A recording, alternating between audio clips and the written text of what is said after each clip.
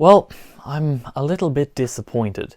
A little while ago, I did a video with my bandmate Glenn where we went through the Harley Benton guitar range and he picked one out that I would buy for him. That's so like my first emo guitar kit. Fisher Price. Ooh. Oh, whoa, no, hang on, wait. No, I'm surprised there. That's like John 5. Oh, yeah. Telly. Yeah, we're retracting and those you're words. slagging it on. That's staying in the video, though. He settled on the Harley Benton TE90 FLT. I ordered it and it arrived, but I'm sending it back. And that's because, at least in its current state, it's very close to unusable. And I would like to mention that in the previous video, I had said that I had planned to order anonymously, and that way the Thomann wouldn't know that it was me who ordered and they wouldn't select a really good example so it would get a favourable video. Yeah, well, I forgot to log out of my account, so if Thomann looked at the account, they would have seen that it was me. Didn't make a difference because they sent me a real stinker.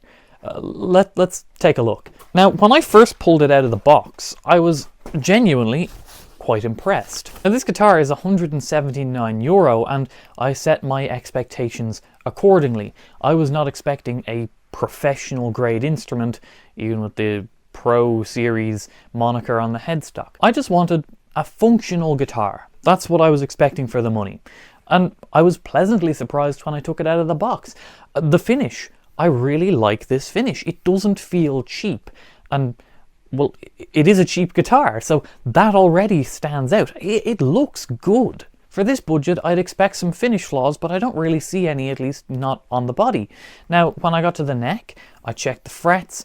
The frets are fine. They're perfectly all right. The nut isn't sharp, so it's not going to affect your hand when you're holding it there. So all good signs so far. Now, the only, and it's really minor, the only slight error on this guitar, aesthetically anyway, is the side dot on the 7th fret. It's less of a dot and more of a smudge. It's like the side dot was pressed into the neck sideways. But that's fine. Like, it doesn't affect the playability of the guitar at all. It's an aesthetic thing. €179, who cares, right? The action is a bit high. I could fix that in a few minutes. I think it even has come strung with the Dario strings. Pretty good package for the amount of money you're paying, and at this point I'm starting to say, hey, yeah, I can see why there's a bit of hype to this brand. Then I plugged it in. Now for this part of the video, I haven't mic'd anything up. I'm going to take my lav mic off and you're just going to get the camera room audio. Now I've got it plugged in and the amp is set to kind of a crunchy gain. It's not too high gain. I'm going to roll the volume up and you'll start to see what's wrong. These pickups, both of them, are microphonic. What that means is that when people try and describe pickups, they're kind of like microphones for your strings. Well, these are just microphones. They're picking up everything.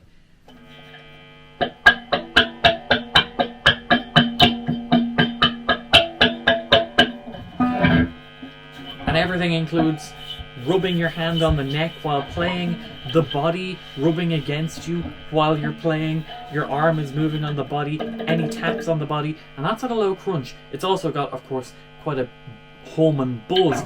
I'm going to switch to a higher gain channel. Watch what happens.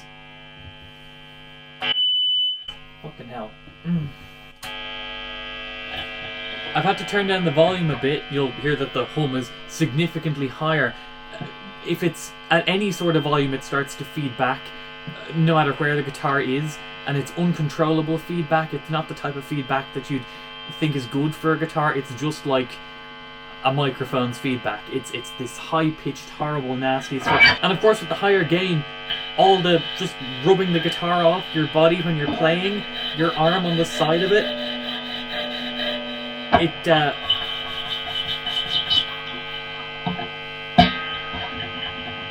even when you go to tune the guitar, you know, that's really not good. So what's the problem and what's the fix? Well, both pickups are microphonic, and that means that there's something loose in there somewhere. Pickups tend to be wax potted. They're dipped in hot wax, and the wax seals everything from moving.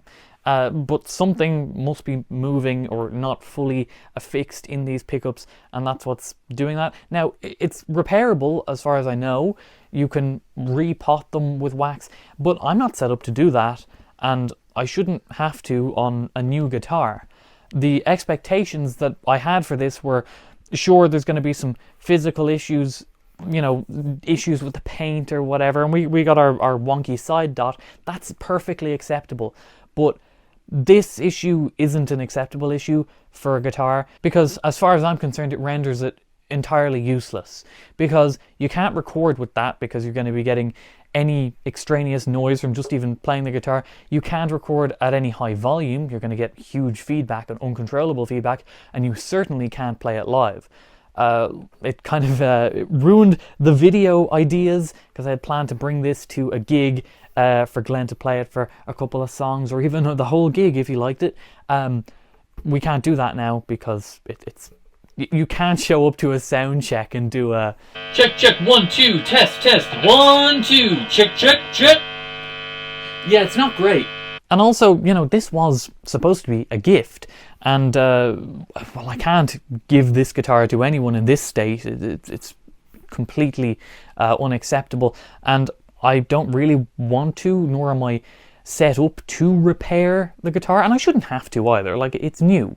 And I looked at the reviews from multiple different YouTube videos for reviews on this guitar and this style of guitar from Harley Benton, and no one else had this problem. So it is an actual issue with just this guitar. Now, I'm not going to go full Glenn Fricker just yet. This does seem to be a one-off, as far as I can see, at least from the reviews that I've looked at, and I'm going to send it back and get a replacement that hopefully should work. And you might say, oh well, the QC or whatever, this is €179. It's not economical. The price would be a lot higher if they were employing a guy to fully QC check everything. It's probably very likely they just check the overall finish of the guitar. Yeah, there's no dings, dents or whatever. They plug it into a small clean combo amp at like a really low volume just to check that there's sound coming out of everything, and then they ship it off. That's probably about as much QC inspection as these could have for this price point, and that's okay. Like, as I said, they did do a pretty good job. There isn't anything on the finish on the body and the little side that's acceptable for this price point. But with the microphonic pickups, they just ruin the whole experience of playing this guitar, and it does seem like a nice guitar. So this isn't a full review, and it shouldn't be seen as one either. This is just me letting you know the reason why the video where Glenn gets this is going to be a bit delayed, and it's me being truthful and honest with the experience that I've received. It's not a great first impression, though. Again, as I said, I can understand how this problem may have slipped by in the QC, so I'm not angry, just a little bit disappointed. But hopefully I'm not disappointed with the replacement guitar that I can then give to Glenn, and he'll be happy, and I'll be happy, and we're all good. So thank you for watching. Make sure to subscribe if you haven't, and you'll actually see the full review on the working functional guitar when it arrives. And if you haven't seen the video where we picked this out, you can watch it here. Alright, see you next time. Bye bye.